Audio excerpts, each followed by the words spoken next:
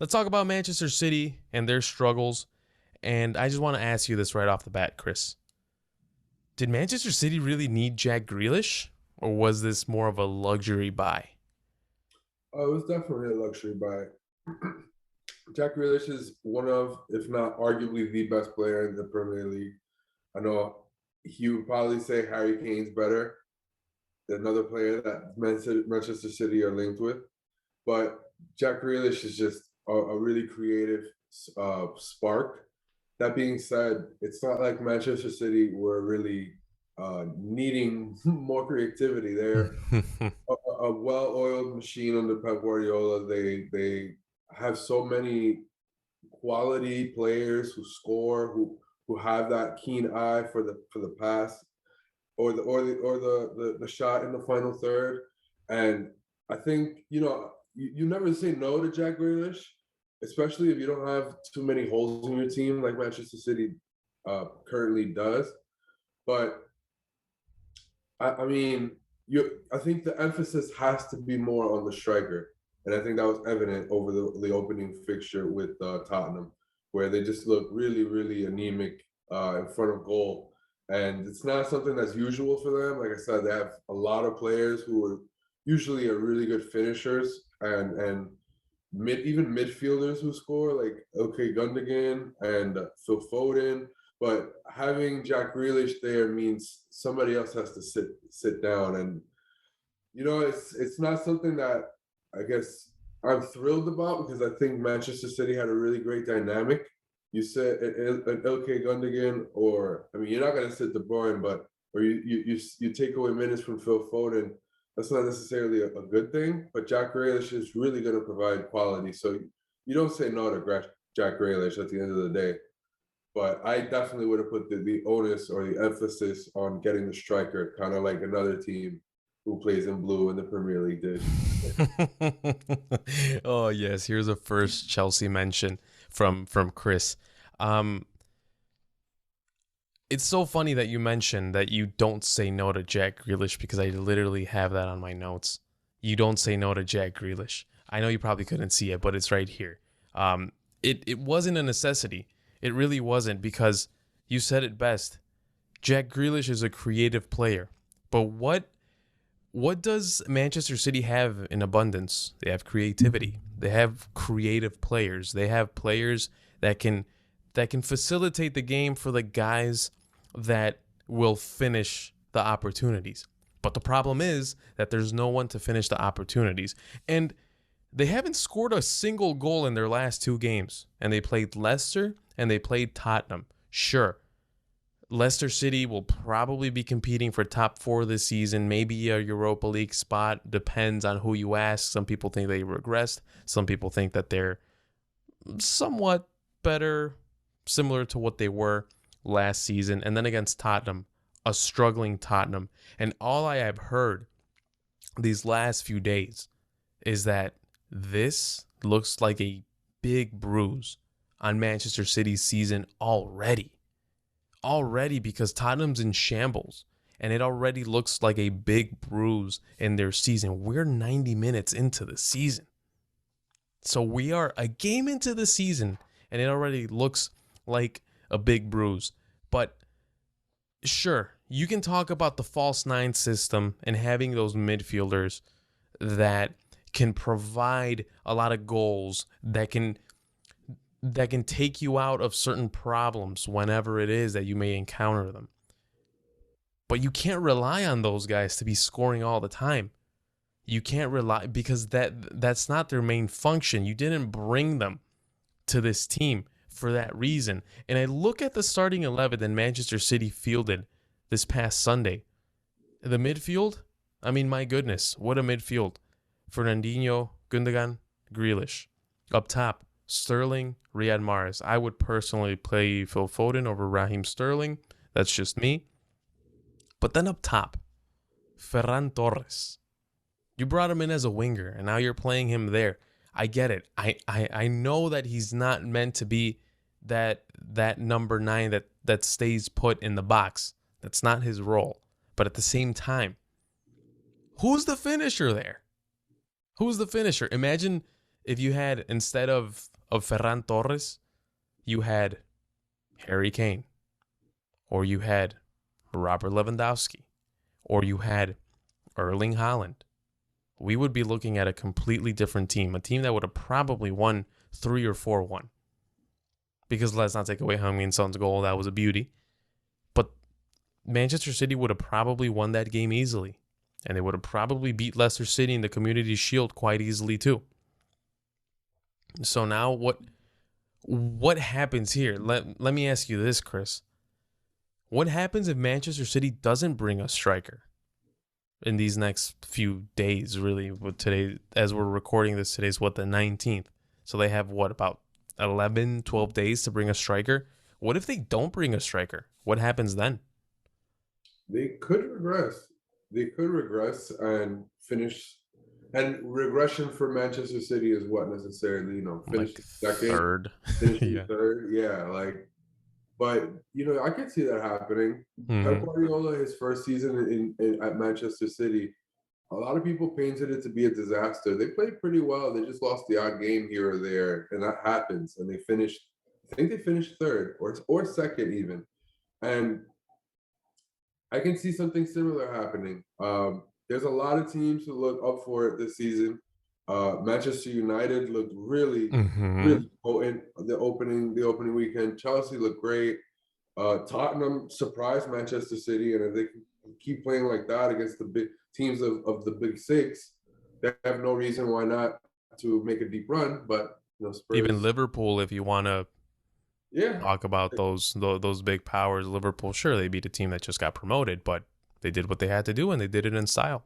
Yeah, so there's a lot of teams that looked like they got better this transfer window, and that with a combination of Manchester City, just you got to think they really been dominating the last couple of years. Like even Liverpool had 90 points and finished in second 3 years ago. Like Yes. what?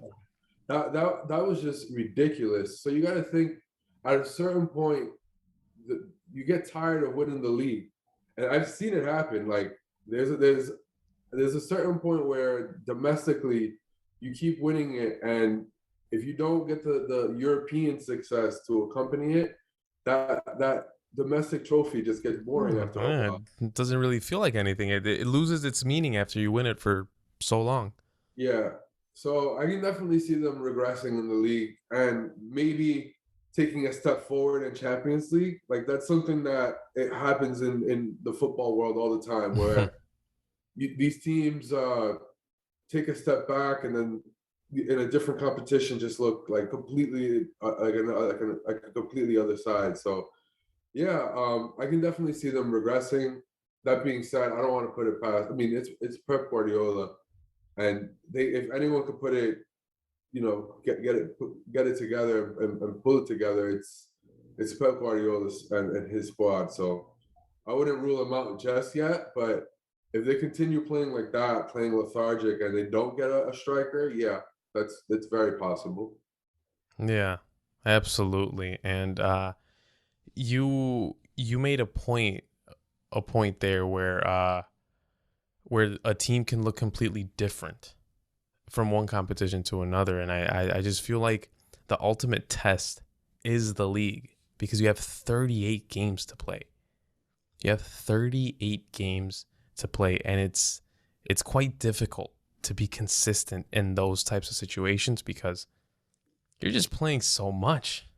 You're playing so much. You're playing every team twice, and it's difficult. That's why I feel like, yeah, maybe Pep Guardiola's track record in Europe outside of Barcelona hasn't been the best, and he gets a lot of criticism for that. But look at what he has done in the leagues, and I kind of skewed the conversation there. I don't want this to become a Pep Guardiola debate or anything like that. But I'm just saying, you mentioned something really, really interesting, and I just thought that I should add something to it. It does feel, though, as if Manchester City, whenever they need something in particular, except for fullbacks, they always bring a fullback. But whenever they need something in particular, whether and in this case specifically, a striker. When they need a striker, it feels like they say, okay, we need an attacking threat. We need a number 9. What should we do? Let's bring a midfielder. And they bring a midfielder, and you're like, what? You guys didn't need a midfielder. Like, you guys didn't need all of these creative players. You have so many creative players that at some point, some of them are going to get tired and they're going to leave, and then you're going to be left empty-handed.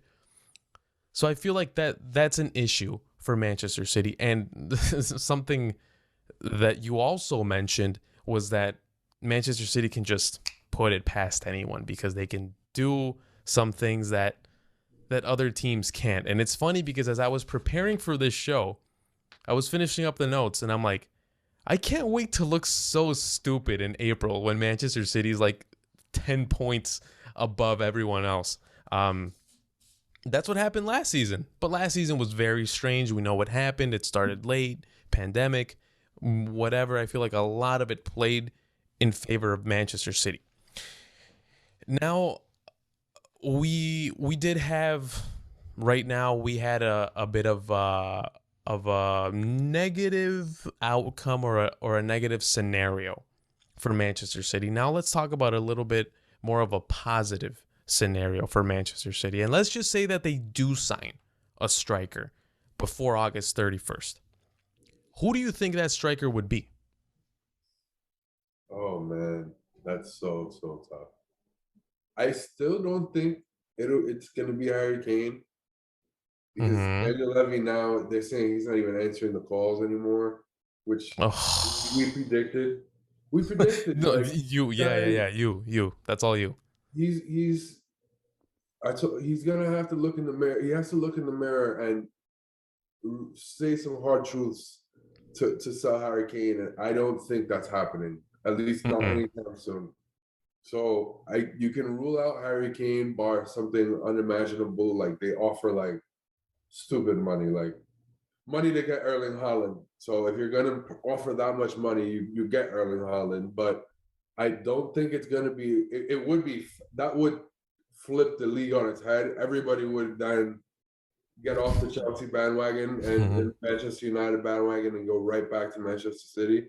Because that if they get Erling Haaland, forget it. They're going to be unbeatable. But I think it probably the chances are likeliest that it might be somebody like Robert Lewandowski. He today's the 19th. He today said that he wants a new challenge. They probably are going to try for Harry Kane and not get him. They may lose or lose points rather in the next 2 weeks before this window closes, and I think that's vital. Like how they Mm-hmm. play over the next 2 weeks might dictate how desperate they get. Yeah. But if they continue to drop points, they could overpay and get Robert Lewandowski. And if they do, I mean, lights out again. Forget they flip the league on its head again because he's a finisher. I know you don't rate him as highly as others. I think I rate him higher than others. Okay. He's a goal machine, man. He's as lethal a finisher as I've seen, and I think he'd be perfect for someone like Pep Guardiola. We've already seen him. You reminded me earlier. I was going crazy when you said it. That he's already played under Pep Guardiola, and we've seen the madness that he's capable of in that system. So, yeah, as it stands, I don't see that it's either of the elite strikers. I think Robert Lewandowski has the highest chance. If they somehow settle, I don't think they will, but if they settle for a striker, I mean, man, I can't. It would be a surprise. It might be somebody like Ollie Watkins from like Aston Villa again, where they go in and offer big money, something like that, where you just don't see it coming, but it's a great fit where they get a great young finisher. But I can't think about who else it might be. Maybe somebody like a Jamie Vardy, which again would flip the like it would Wow. be somebody of quality because Pep doesn't fuck around. You know that, man. No, no way. Mm-mm. So yeah, it's gonna be fun. It's gonna be one of the fun because I don't think any of the other big clubs are going to make another big time signing of that level. No. So it's going to be fun to see what Manchester City does. If they stand pat, the Premier League's wide open. Oh my goodness, Jamie Vardy with Pep Guardiola? Are you kidding me? That either is going to end in like 30 goals for Jamie Vardy this season, or him out by January. One or the other. I love Jamie Vardy. I love his story. I love everything about Jamie Vardy. But now, with that being said, and considering what you just said right now and your analysis, I feel like it really is only down to 3 that you can say, okay, good fit and a world-class player. That's of course Lewandowski, Erling Haaland, and Harry Kane.